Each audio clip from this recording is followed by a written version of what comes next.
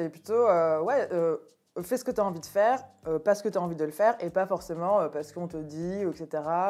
Et assume tes délires, va au bout, et peu importe, tu vois.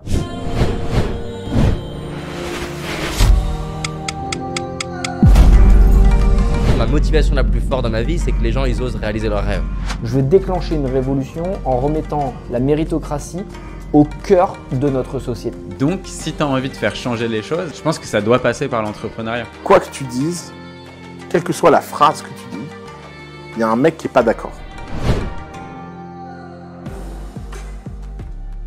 Salut les amis, on se retrouve pour une nouvelle interview entrepreneur. Je suis aujourd'hui avec Shanti Baherel. Salut Shanti. Salut. Merci beaucoup d'avoir accepté cette invitation. Avec plaisir. Tu es la fondatrice de Shanti Biscuits, qui est une marque, si je le résume bien, de biscuits personnalisés et personnalisables. Et maintenant également de thé, Exactement. parce qu'il y a eu un mariage récemment, on va en parler. J'aimerais tout de suite commencer par le fait que tu développes tout un univers fictif autour de ta marque. Quel est l'objectif de développer autant quelque chose qui est du coup fictif pour une marque qui est du coup quelque chose de concret? En fait, c'est venu vraiment naturellement. Je me suis pas dit, ok, il faut que je crée ça dans le but de faire du marketing, etc. C'est à force de poster sur Insta, que ce soit moi, que ce soit mon équipe, en fait, ça a créé un univers Shanti Biscuits avec nos running gags, avec un peu nos personnages, en fait, qui sont un peu nos personnalités, un peu tirées à l'extrême, tu vois. Et c'est ça qui a créé le lien avec les gens et le vrai univers Shanti Biscuits. Et c'est quoi les valeurs? Qu'est-ce que tu cherches à transmettre aux gens? Moi, c'est plutôt le côté be yourself, tu vois, authenticité, assume-toi, tu vois. Non mais c'est très intéressant parce que j'ai regardé du coup beaucoup, que ce soit même votre communication ou ce que vous dites sur le site, et je trouve qu'il y a quelque chose d'extrêmement intéressant, c'est que tu cherches à ce que les autres soient eux-mêmes, mais pas du tout forcément dans leur meilleure version. Tu cherches surtout à ce que les gens assument. C'est plutôt, fais ce que tu as envie de faire, parce que tu as envie de le faire, et pas forcément parce qu'on te dit, etc. Et assume tes délires, va au bout, et peu importe, tu vois. Moi, je dis pas forcément, il faut monter une boîte, etc. Moi, je dis, mais fais ce que tu veux, en fait. Je comprends complètement. Mais du coup, dans le nouvel environnement qu'on crée de plus en plus, avec de plus en plus de marques différentes, de plus en plus de gens qui se lancent, il y a aussi beaucoup de gens qui n'ont pas la confiance des gens. Est-ce que l'authenticité, c'est la meilleure chance d'avoir justement cette confiance d'une audience, d'un public, d'une clientèle? Après, moi, ça fait partie aussi de mon histoire personnelle où quand j'ai démarré, vraiment zéro confiance en moi parce que j'ai pas fait d'études, parce que j'avais pas l'impression de savoir ce que je faisais, que j'ai l'impression de pas être dans le game, etc. Et c'est à force de Shanti Biscuits que j'ai pris confiance en moi et que j'ai commencé, tu vois, à assumer mes trucs, à aller un peu plus loin. Et comment les biscuits et le thé s'inscrivent dans cette logique-là? C'est l'univers de la marque qui a été créé avec les biscuits et c'est le fait de dire ce que tu veux sur les biscuits, tu vois.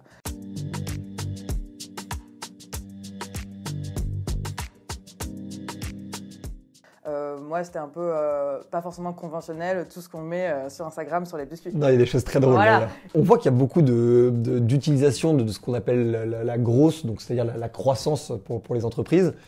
Mais beaucoup de ces leviers sont généralement utilisés de manière, on va dire, utilisation des algorithmes, utilisation des bonnes stratégies par rapport aux différents réseaux. J'ai l'impression que ça soit toi ou ta marque, il y a peut-être quelque chose de beaucoup plus humain derrière cette croissance. Ouais, en fait, on essaye d'agir intelligemment, tu vois.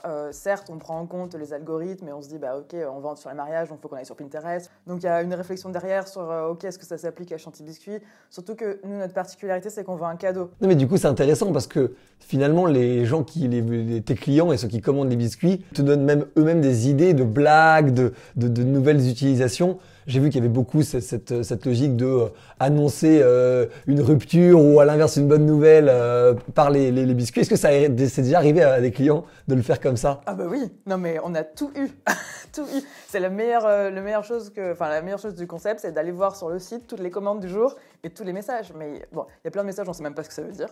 C'est des blagues entre les gens, tu comprends pas. Mais oui, il y a tout eu. Des annonces de grossesse, des largages. Et est-ce que du coup, c'est une manière plus délicieuse d'annoncer des bonnes et des mauvaises nouvelles? Exactement, c'est le cœur du concept. Si tu peux dire tout ce que tu veux sur un biscuit, et c'est beaucoup plus fun. Et ça marque beaucoup plus les gens. Et tu as commencé toute seule en d'abord faisant toi-même les gâteaux et puis en développant que ce soit la marque, la comptabilité, enfin tout ce qu'il faut faire pour enfin, tout ce qu'il faut faire pour faire tourner une boîte en fait. Oui. Comment tu as vu l'évolution de ce que tu fais et comment tu as vu le fait de passer du fait de tout faire au fait de presque tout déléguer entre guillemets? Comment j'ai vu? En fait, c'est hyper intéressant parce que du coup, tu touches à tout. Et ça te permet de comprendre ce que tout le monde fait dans la boîte et de dire j'étais à votre place, je sais ce que vous faites. Et mon vrai enjeu maintenant, c'est de recruter des gens qui sont meilleurs que moi dans chacun des postes. Après, je garde quand même la main sur la marque, tous les wordings au sens très large. Chantibiscuit, c'est moi qui écris. Instagram, c'est moi. C'est pas forcément facile parce qu'il y a des moments où tu te dis ok, maintenant ça, je le délègue. Ce sera peut-être pas fait comme je le voulais, mais c'est pas grave. Est-ce qu'on peut gérer une boîte sans connaître très bien chacun des postes de cette entreprise? Je pense que oui, quand même, tu vois. Parce que après, les postes, maintenant, ils sont un peu...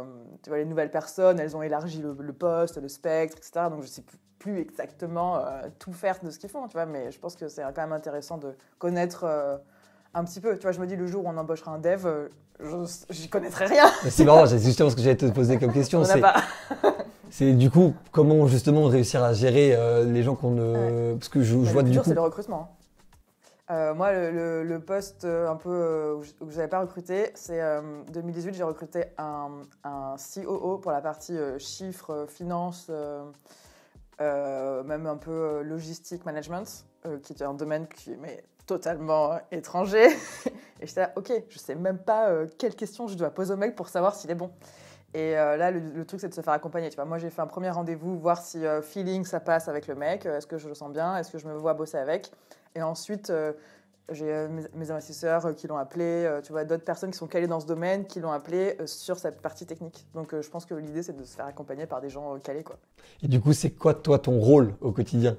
Mon rôle au quotidien, plein de choses. Déjà, toute la partie marque au sens très large, tu vois, que ce soit Instagram, que ce soit toutes nos offres, packaging, faites des mères, faites des pères, est-ce que c'est Chantibiscuit, est-ce que c'est pas Chantibiscuit, quelles sont les idées qu'on va faire.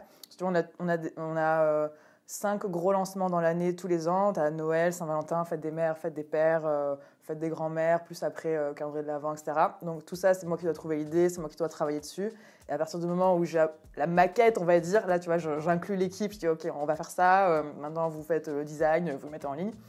Et toute la partie wording aussi, c'est moi. Et après, j'ai aussi une partie, tu vois, je veux toujours voir des clients, un peu figure publique, vidéo, interview, presse, et un peu de projet développement. Tu vois, le thé, tu vois, par exemple, c'est une idée que j'ai eue, que j'ai creusée, que j'ai avancée. Qui était la base du mariage. Ouais. On met la vidéo oui. en description.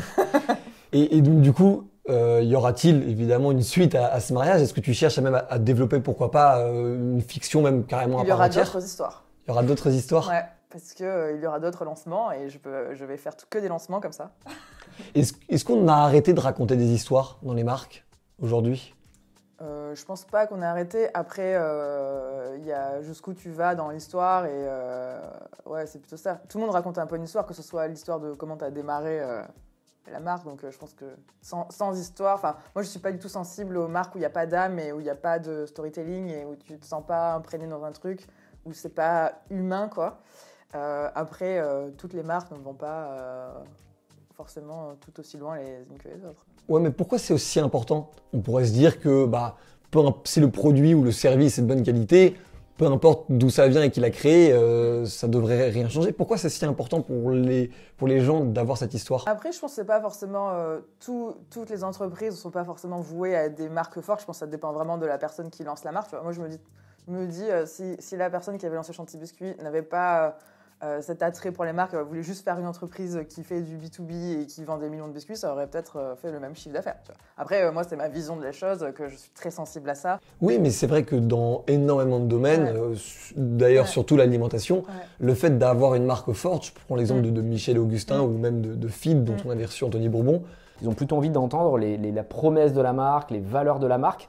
Et depuis, on a rebrandé la marque, on a fait des nouveaux packaging, on essaie d'être beaucoup plus présent sur les réseaux sociaux. On voit que c'est quelque chose qui est extrêmement travaillé et que ça fait une grosse différence à l'achat par rapport aux concurrents. Pourquoi une marque, on va dire même une marque blanche par exemple, a si peu d'impact sur les gens? Est-ce qu'on ne raisonne que par émotion dans nos achats? C'est ce que j'allais dire, c'est le côté émotionnel. Et moi, on m'avait dit un truc un jour, c'est... Tu vois, tu te rappelles pas forcément de ce que tu vas lire ou d'un truc qu'on va te dire, mais tu vas te rappeler de ce que tu as ressenti au moment où tu l'as vu. Et en fait, c'est ça la marque et l'histoire. C'est aussi, tu as une émotion et les gens, ils s'en rappellent. Et donc, du coup, en fait, les gens sont fans de la marque aussi et d'abord et avant tout pour ces raisons-là. Bah oui, c'est sûr que je pense que les gens qui suivent Chantilly Biscuit, bon, il y a le côté message rigolo, mais il y a aussi le côté la marque, notre histoire et tout ce qu'on véhicule autour de ça. Ouais. Oui, parce qu'il y a même un côté un peu, j'espère que c'est pas péjoratif pour toi, mais un peu influenceuse même derrière ce que tu fais. Est-ce que finalement, c'est pas aussi une manière de moderniser le rôle de l'entrepreneur qui a été pendant longtemps aussi cantonné à un rôle parfois de technicien ou de créateur de marché plus que de figure de proue de son projet? Moi, j'avoue, je me pose pas forcément la question. J'ai pas forcément de réflexion derrière ce que je fais, enfin de réflexion aussi poussée sur ça. Mais oui, c'est sûr que quand tu vois que les influenceurs, etc., que tu lances des business où tu as 300 000 personnes qui suivent derrière, c'est sûr, tu vends. Parce que les gens, ils sont là, amen. Et que ça raconte une histoire depuis le début. Parfois, on dit, oui, les filles sont énervantes sur Insta parce qu'elles ont l'impression qu'elles sont parfaites, etc., que tout est facile. Mais derrière, ça vend. Parce qu'en fait, derrière, c'est une image que tu as envie d'avoir. Enfin, tu vois, tu te dis, moi, ouais, elle m'énerve, mais j'ai envie d'être comme elle aussi, donc j'ai envie d'acheter ce qu'elle fait. Tu vois, je pense qu'il y a un truc comme ça derrière aussi, quoi. Je comprends, c'est un peu on va dire la modernité des anciennes mannequins très jolies qu'on avait dans les années 80-90 qui vendaient les produits aussi. Mais on voit aussi qu'il y a à l'inverse toute une partie body positive qui est en train de se développer aussi avec cet axe d'acceptation de soi. C'est aussi un axe que toi tu cherches à conquérir? Je parle pas forcément du corps, etc., vu qu'on n'est pas dans la mode, ni... Non, mais au-delà du corps, je parle même du côté... body positive. Le côté, ouais. Le côté sans essayer d'enlever le côté fake, dans le côté retouchage. Ouais. Moi, on va dire mon discours body positive, c'est plutôt qui que tu sois, peu importe à quoi tu ressembles, etc., tu auras la même valeur pour Chantilly Biscuit, tu peux avoir le même impact et tu peux réussir ta vie et être heureux, peu importe, quoi. C'est plutôt ça, tu vois. Et tu me disais un peu en off que finalement, tu avais réussi à bien te débrouiller malgré la crise du Covid. Quelle est du coup l'étape d'après? Déjà, à revenir au chiffre d'affaires avant Covid et récupérer tous nos clients. Là, on va voir. Mais oui, ça se présage bien. Et d'ouvrir à d'autres produits comme on a fait avec le thé. Et puis, on a encore pas mal de choses à faire en France avant d'ouvrir à l'international. Mais ça va être une piste prochaine. Tu préfères d'abord ouvrir de nouveaux produits avant d'ouvrir à l'international? Je pense que là, en ce moment, c'est quand même le plus simple à faire. Puis après, on verra. Après, je suis assez opportuniste aussi, tu vois, de dire, OK, là, il y a un truc à faire, là, on va le faire, tu vois. Mais ouais, on se laisse un peu porter avec les actualités aussi, quoi. Tu vois, parce que j'ai toujours un projet de boutique, etc. Mais bon, là, c'est compliqué, donc voilà, tu t'adaptes, quoi. Plutôt à Aix ou à Paris, du coup, Paris. La boutique? Paris. Les Aixois sont déçus, mais il faut être là où sont les gens. Oui, et puis au final, tu seras du coup et là-bas et ici. Oui. Non, mais c'est sûr. Pour aller vers la fin de cet entretien, il y a deux questions que je voudrais te poser, qu'on pose à tous nos invités. C'est quelle est la personne que tu aimerais voir à ta place dans cette interview entrepreneur sur le crayon? Quelqu'un qu'on n'entend peut-être pas assez à ton goût? Ah si, j'ai peut-être quelqu'un qui peut être intéressant dans le discours. Alors, c'est un mec qui s'appelle Nicolas Sylvie, qui a un parcours incroyable, que j'ai rencontré récemment parce que c'est un pote de pote, et qui a une boîte qui s'appelle Alpha Body. Okay. Alors là, du coup, tu peux parler body positive avec lui. Et c'est un peu un programme, pas vraiment minceur, mais sur le corps et en même temps sur l'esprit. Enfin, c'est un truc assez complet. Le mec, il est très très loin dans développement personnel, etc. Très intéressant.